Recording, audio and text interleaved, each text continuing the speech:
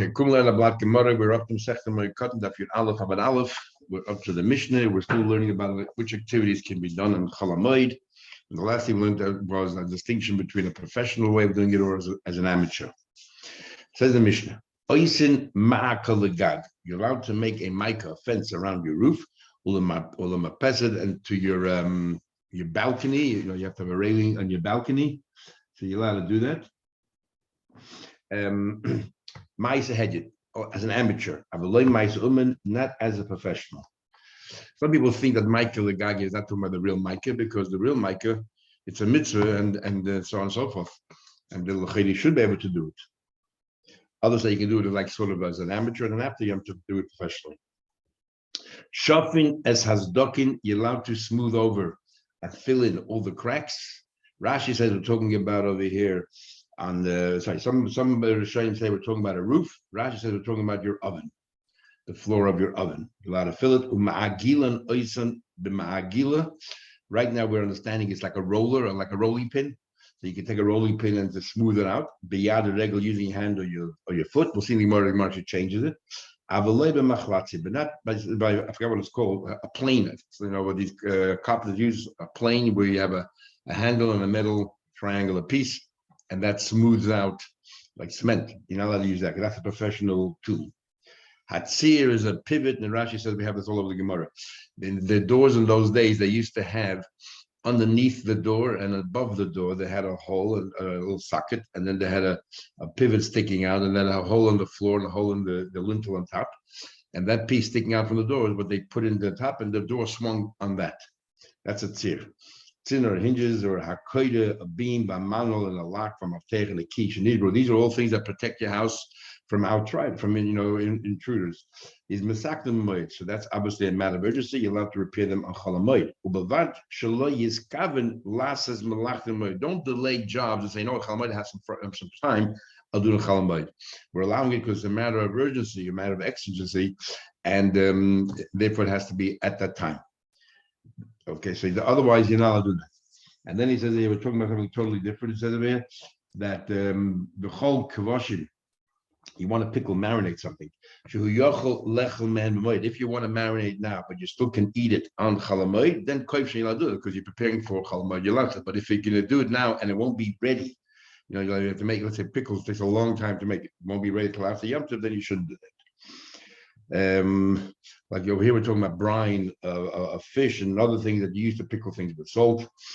And so if you could eat it on Chol Hamoed, you're allowed to do it. Otherwise, it's an activity which is not necessary for Yom Tov Chol Hamoed. Says the Gemara, first of all, when it comes to a fence, what do you mean by an amateur? After using twigs and pines and interwovens, it's not very permanent. I see on the Bryce we learned, you could put stones there, but you don't put any cement. So therefore, that's considered a temporary wall, an amateur wall. Shafin as hasadokin, you're allowed to fill in all the cracks. And use a roller, so we understand. If the way we take the Mishnah literally, you're allowed to use a roller. If you're allowed to use a rolling pin, then surely you're allowed to use your hands and your feet to smooth it out. So what's the Mishnah telling you? How to Magilah, but it's hard. You tell me you're allowed to use a rolling pin, but you got to tell me you're allowed to use your hands and your feet. The in fact, will change around the pshat in the Mishnah. You're not allowed to use a rolling pin. Shafin es hasdokin, you're allowed to smooth out all of these cracks. You fill in the cracks, and ma'agilan oisan ke'ei magila, and you smooth it out as if you were using a rolling pin. But what are you actually using? Biyad v'regel, using your hand or your foot to level it. Avaloi b'machlatzim, but not to use machlatzim, and surely not to use this rolling pin, because that's already more professional. You're not allowed to do that, and it's not necessary. At least you can do it later. You're allowed to fix them all up. But I mean, that's a question we can learn more. It says there that Yechon and Kohen Gadol made a number of institutions, the institute number of rules and regulations. The one that was he thinks there's a thing called the spirit of Chol Hamoed. And if you're going to do some kind of activity which generates a lot of noise, it's not within the spirit of Chol Hamoed. So he says, Ad Yom, until his days, Hayapatish Makim Yishlayim. You hear hammers blowing away in Shalayim. But afterwards, he came along and he stopped it. So how can you go ahead and build all these things, the doors and everything else? Ad Yom of in Bikan Ve'elech. So how can you go ahead and do these things? Says the Gemara, like Kasha. It's not a problem. Kan b'denafchi. Over there is talking about the hammer that generates a lot of noise that do chalamoid. But can here we're talking about b'denagi. We're talking about a carpenter's tool, not a blacksmith's tool, but a carpenter's tool. A carpenter's tool makes a lot less noise, says the Gemara. But noise is still noise. How many decibels does it have to be before we say, this kind of noise is too loud and this kind of noise is all right? People will think, color rabba osa color zuta shori. If a certain amount of decibel is forbidden and less than that is permitted, what is it? We don't know what it is. Elam Rav Chizda, like kasha. If you're using a saw doesn't really make any noise, and the little bit of noise that it makes, it can only be heard those standing nearby. So that you can do on chalamoid. But b'chatzini with an axe, that makes already a lot more noise. That you're not allowed to do. Now, Papa says, I have another simple answer. Kan koidim zayde kan lachazed. Amish is talking about before the decree of Yechon Kohen Gadol, but after post the decree of Yechon Gadol, you're right, you're not allowed to. Makes no difference. Anything that generates noise, you should do chalamoid. According to our Papa would see. Ravashi says no. Ho Rabbi Yehuda, ho Rabbi Yosi. We're going to learn in the next Mishnah. There's a fundamental argument, Rabbi Yehuda and Rabbi Yosi, things that you can do. Let's say because of a dover of it, that you might lose something you're allowed to do on chalamoid. Do you have to make a shinui? You have to make it different, or you can just do the normal way? The Amar Rabbi Yitzchak bar Abdi Man Tana, who says that shinui b'moed. But Davar Abed, who says that it comes to chalamoid, even though we permit you to do certain things, you should do it, differently than you normally do it throughout the year. Is the loik Rabbi Yosi, the father of Rabbi Yehuda? Rabbi Yosi holds once you give you permission to do it, you don't have to make a shini whatsoever. So the same thing over here. Rabbi Yosi doesn't hold of Yechon Kohen Gadol psak. He doesn't hold that something makes noise. If you're allowed to do it, you're allowed to do it. I don't care if it generates noise or not. Says the Gemara. Amar Ravina says, "Come on." So who is it that today that you're allowed to bang in the nails that are sticking out protruding from a door, and you don't even have to bother making a shinui? Command that follows Rabbi Yosi. Rabbi Yosi holds once we allow you to do something, for example, it's urgent for chalamoid, you don't need to make any changes whatsoever. Kvoshin marinated to yochlecha b'moed, if you can still eat it on chalamoid, koshin you're permitted to marinate it in the beginning of chalamoid. Yeah, so the Gemara, Bedisa, there was a river of the town called Bedis Leboy, the town of Leboy, that Kavri, that fish were coming into that the water ran out, and there's a lot of fish left over. Ozil Kuli Alma, everybody went and saw it, and they went ahead and trapped and caught the fish. Now, if there's no water left, there's nothing to catch there. Obviously, there was a little bit of water left, but not enough. I see Kavra, they went and they brought the fish. Shadalu, Rava allowed them, each one caught a lot of fish now. So Rava allowed them to actually salt it, which is marinating. How can you allow them to salt it? It takes a while, but now we learned only if you're able to eat it, you're allowed to.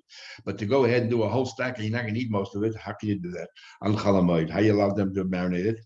To preserve it as well. In those days, they didn't have refrigerators. How do they preserve things? By salting it, but at the same time, it's marinating it. Amalum, he said, they went to catch fish because they want fish for chalamoid and for yamtiv. But obviously, there's a lot of fish. And if they don't salt it, pasti will get lost. I guess we learned a business venture. If you might incur a loss, we're allowed to do chalamoid. Same thing here, because most of the fish will go off. So since some of the fish you definitely need for now, so we allow you ready to salt all of the fish. Says the Gemara, so no, in this version, they already caught the fish. They already had the fish. And the question is, and they brought it home. Now the question is, can they salt it, preserve it or not? So they asked Rabbi, said, well, you have it, you can. But there's another version which goes a step further. Before they caught the fish, they went to the other, can we go catch? We only need 5 fish for Yom Tov, but we want to catch 25 fish. And then consulted. Sharilu Rava, he allowed them, mates it. He allowed them to go ahead and bring home as many fish as they want. Amazing, as you bring it home, a minute consulted. Only only if you're able to eat it. Haninami, he gave a different answer. Here also, mis achli agav ititza. All you did was you salted it, and all you have to do is squeeze it out or wash it out, and then you'll be able to eat it. So therefore, they are edible even a chalamoid. Shmuel, like Shmuel, of the Leishis and Itzitzi, he took salted fish that was being marinated, they washed it off, they did 60 times, they squeezed it, and then, which is, Taisha says a number of times, 60 is a Lashon Guzma. In other words, they're able to remove all the salt and you can eat it as normal fish. And ate it. Says the Gemara, Rabbi once came to the house of the head of the Golas, Avdilay, they made him, it's the same thing, they were fish, and they were salted, and they washed it many times until they removed all the salt. And he ate it. Rav equal lebei Rav Shapir. Rav once went to visit the house.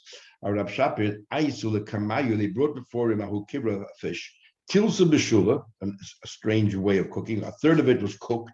Tilsa milcha, a third of it was salted. And the tilsa tabif, a third of it was grilled. And they were able to eat the part that was salted heavily because they just washed it off. Amarav. Amali Ada the fisherman once told me, this is very interesting, the kavra, fish, samuch le misriche mala. You know when the best time to eat fish? Right before it goes off is the best time to eat fish. That's the best time to eat fish. And Teresa says that today it's not. Today we know that fish that's about to go off is actually very harmful to you. And Taisa therefore says that could be, and this is the Taisa here, that Aleph here, that Taisa says the fourth line, V'shema nishtanu k'moy harafur shevashas. Maybe our bodies, our physiology changed, or maybe the products changed, just like medicines that the Gemara brings down, which are supposed to be antidotes and very helpful. She'ena Tevis Bala says, a number of them, the Gemara says, do this is good for you. And today, in fact, in Taisa talking about 1,000 years ago, 800 years ago, we know that it's not good for you. So therefore, you cannot compare the two. Or such as another maybe. Shemen Nahar is the bubble malatfei. Maybe the rivers of bubble, the fish there are so good and so healthy that even when at the best time is the right before it goes off, and it's not unhealthy then at all. And so on. Okay, let's continue. But here Taisa says that the medicines of Shas have changed, and in fact we shouldn't take some of the medicines of Shas because it might be harmful. That's a doctor, but it's good for us or not. The fisher told me, Kavra, he said like this, a fish, Tavia, the best thing is to roast grill a fish, but achla with its brother. What's the brother of fish? Salt, because salt comes from the ocean. Asuke be'avu, and then you should go ahead and wash it off. Be'avu with its father, which is water, comes from the ocean. Mechli, you should eat it. Be'brei with its son, which is the brine and the sauce and the juice that comes from the fish, the oil that comes from the fish, because that is like it comes from the fish. It's like its son. And ish de'alavu, and then afterwards drink again if its father drink water. I guess he's trying to be a bit poetic. Rav said, Amali Adad Tzayda. Adad the fisher told me, Kavra, fish, tachli, cress, chalva, and milk. Litoin gufa, after you eat these things, you should not go ahead and go to sleep straight away. You should take care of your body. Go for a walk. Don't go straight to sleep because it's not healthy. The heavy food is not healthy. Fish,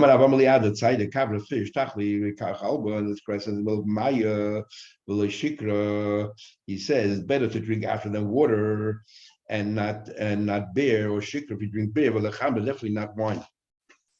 Today, everyone has special wines that they drink with a fish. So obviously, times have changed. Hadin Allah mashkin base hashalchim. We're up to now the second page of Moed Katan. Says the Gemara, we're now talking about olives. So how does it work with olives? They put a bunch of olives in a vat and let it sit there for a while until it starts oozing out the juices, and then you turn them over. And immediately you have to start pressing out the oil, because if you don't press out the oil straight away, they basically go off and they get spoiled. So Misha Hapachazay. So this is before Chalamoid, before Sukkot. He was going out before Yom Tov. He was going out and turning over his olives. The Idu Avon, suddenly he became an oval, and an oval is not allowed to do work. Oinus, or let's say some accident happened, even though he was doing this a week before for Yom Tov, some accident happened and he couldn't complete the job.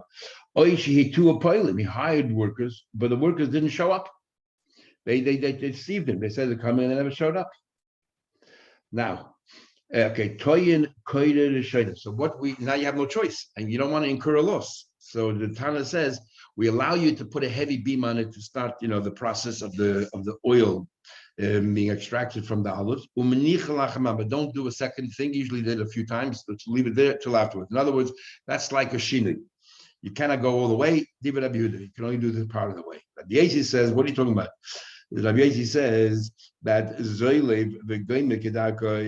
that you put everything in the olive press and you just continue the job at normal, and then even v'gov gedarkoi, some say you don't put that in the Mishnah, but others say v'gov gedarkoi means you can even put the seal of the lid on top. Do the entire job from beginning to end. You don't have to make a shinu. Once you're allowed to, you're allowed to.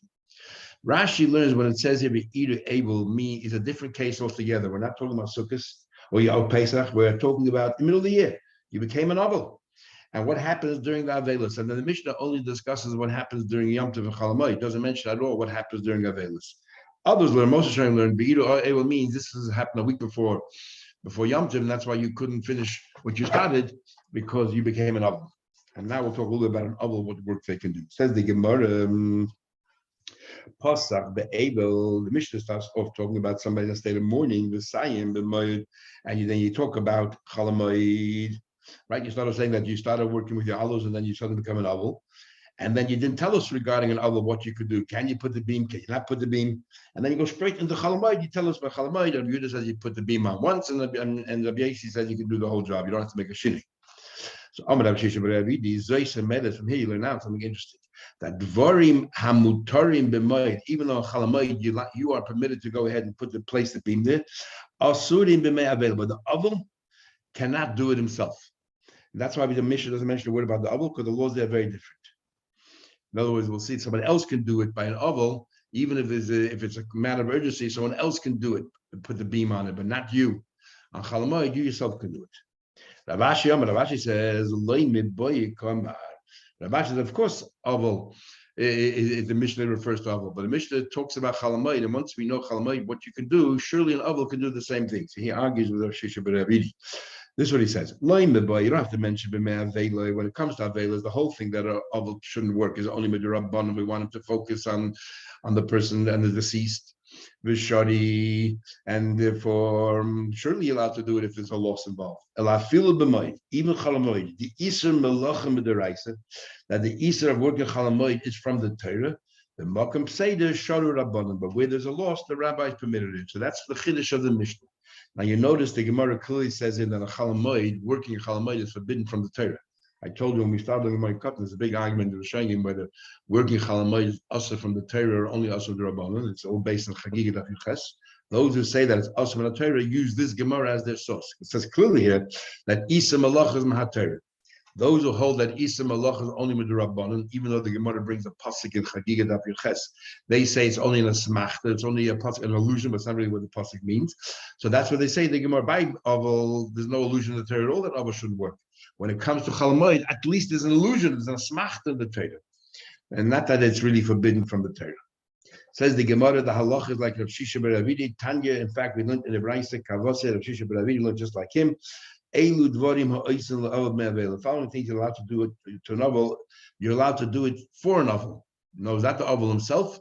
In matters of loss, we can help him out, but not because the oval shouldn't be working and stop working for the whole of Avelis. But we're allowed to do it on his behalf if he's going to incur a loss, but not that he can do it. Not like Rav Ashi that says surely the oval himself can do it. For example, it says the zeis of hafuchin, if the oil is already turned over, you have to then start squeezing out the oil straight away. Toyin in loy, that somebody else can place the beam on the olives on his behalf. Clearly, the oval himself cannot do it. Exactly Rav Shisha Rabidi. What do you call it? The kadoi logoi. If let's say he has to seal his barrel, or pishtone lahalos bin hamishra, he has flax that's sitting there in the water, and then he has to eventually take it out, otherwise it falls apart. With tamroi lahalos bin ayeda, they used to put wool into a pot with dye, and you're not supposed to leave it there too long because then it sort of burns through the material. Umar beats it today. You're allowed to put a little bit of water on his field. What it used to have an ancient custom. There were a number of neighboring fields, so they had to irrigate the fields. So they had a roster system that either every day or every week somebody else would do it for everyone's fields. And let's say it came this person's turn during his Avelis, then it's done by somebody else. Rabbi Yehuda says here, in our Mishnah, Rabbi Yehuda is very machmir that you have. That's the only way you can do things on Chalamayit is Vashini. But over here, by Avelis, he's making Rabbi Yehuda, if he has a field that was plowed, so you're allowed to go ahead and plant it during his Avelis, not he, but someone can do it on his behalf because there's some kind of a loss you incur. And the Sadaha Imedus Lapishta, the field that is ready to be, that you're ready to sow flax. If you don't put the seeds in straight away, you won't be able to put the flax seeds in later on. So therefore, he said he's very lenient. He said you're allowed to do that. They said to him, "It's not the end of the world. Why are you so permissive? It's not a big loss. If he doesn't, let's say, plant this week in the early stages, he'll plant later in the next stage. A week later, 2 weeks later, no big deal. And in let's say he loses the opportunity to plant flax, he'll plant another kind of a seed. So it's no big loss. Rabbi Yehuda holds us big enough loss, sufficient loss to permit the others to do these things, and they say it's not a big loss. Rav Shimon ben Gamliel says, Zeisav Hafuchin. What happens? He goes a step further. It's not clear whether he's arguing or he's just delineating what Tanakam said, but he said you just gave special license. The Avil, if he's about to incur a loss, he can have people do things for him. What about there's no one around to do it for him? Can the Avil do it himself? So Shimon says, Zeisav Hafuchin ve'ein sham uman elahu. Let's say he's the only one who knows how to deal with it.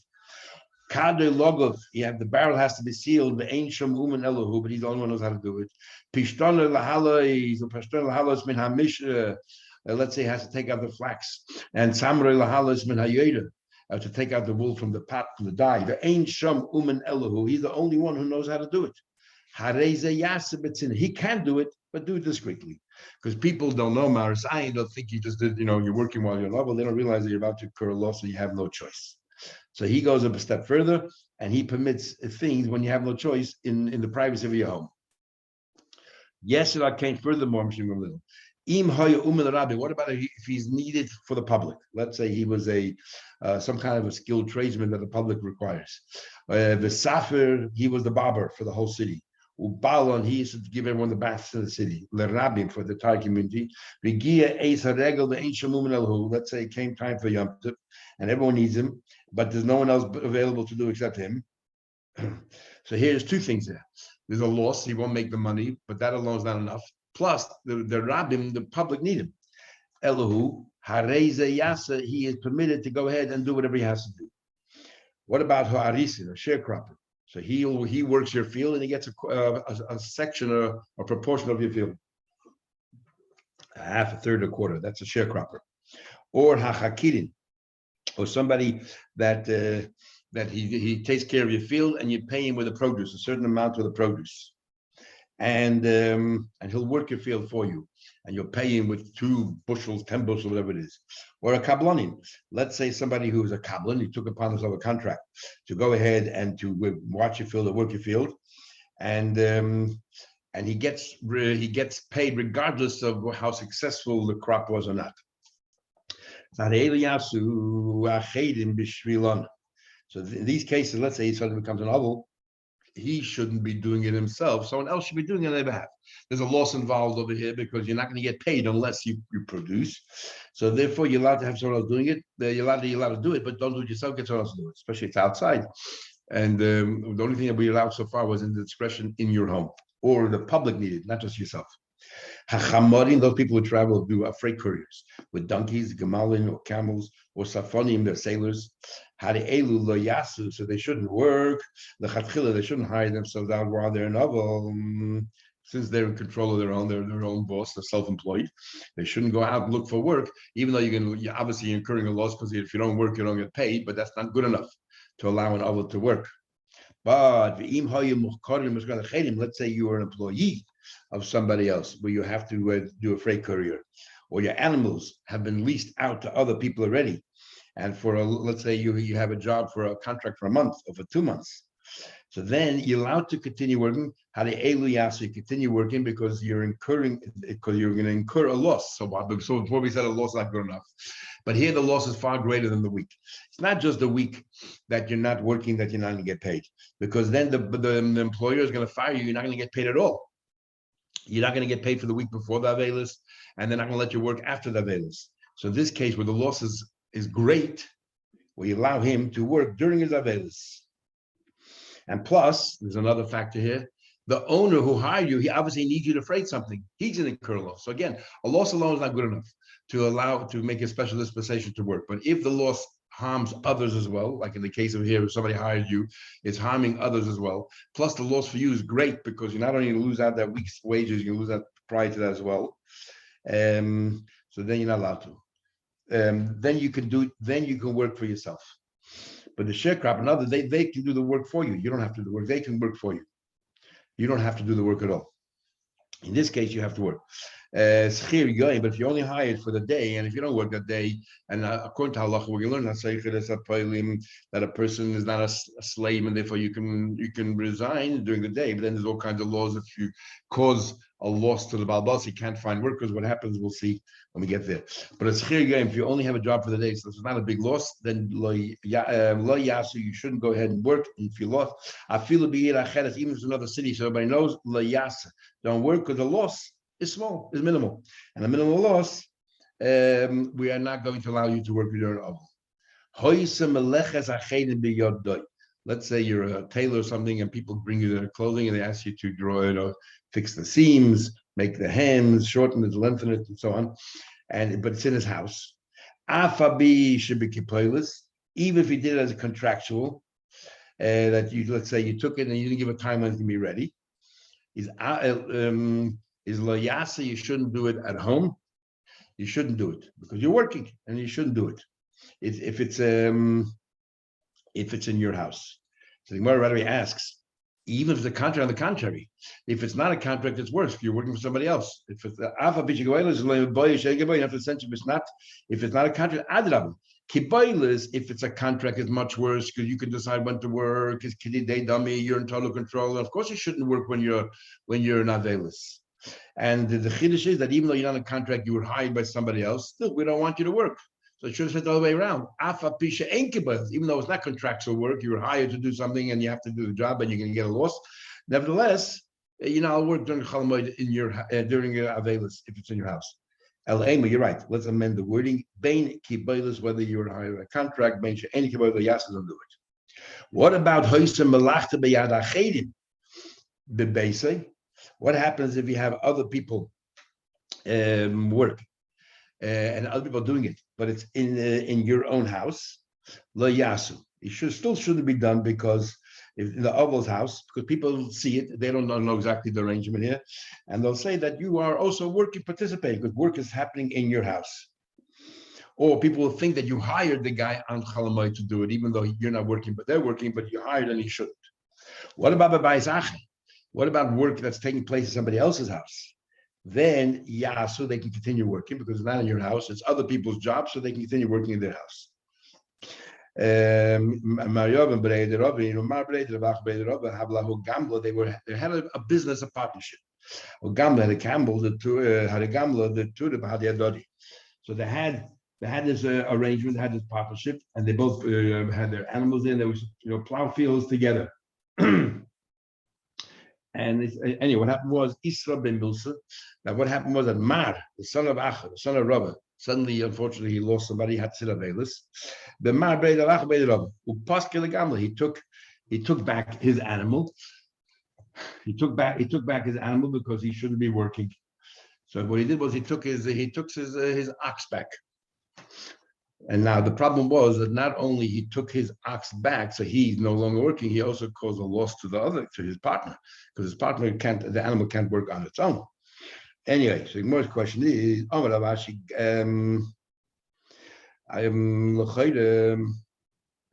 why did he do that?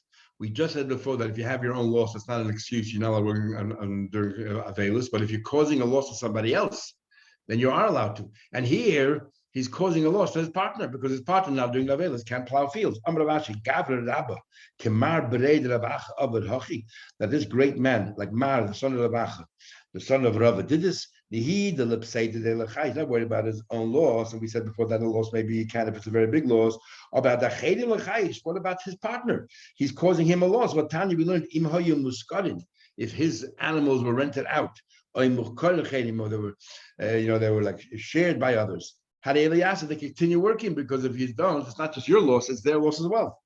Says the Gemara, you're right. Who sabar? that Mar, the son of Acha, thought Adam Choshev Shiny, even though technically I'm allowed to, but I'm a Choshev person, I shouldn't do it. So we see from here that if you have a business partnership, you don't have to close down the business. The partner, why should he suffer a loss? Why should your partner suffer a loss? Just that you don't get the profits during that time, unless you're a Choshev. And a very interesting the debate the Ritva has over here. So he decided to be very frum, and he caused his partner a loss. Does he have to reimburse his partner? In other words, we say that because he decided to follow a halacha, we didn't have to, but because it's a noble thing what he did, so that became the halacha for him. If that became the halacha, you can't ask him for reimbursement because the halacha says it shouldn't work. Or do we say that even after he did it, at the end of the day, it's only his private, personal chumrah, and you can do all the chumras you want, but you have no right to cause a loss by a partner, and he had to reimburse his partner. And the Ritva brings the two opinions, which is a very interesting discussion. Okay, so the Gemara goes just a little bit further. Okay, actually, we'll stop over here. We'll continue tomorrow morning.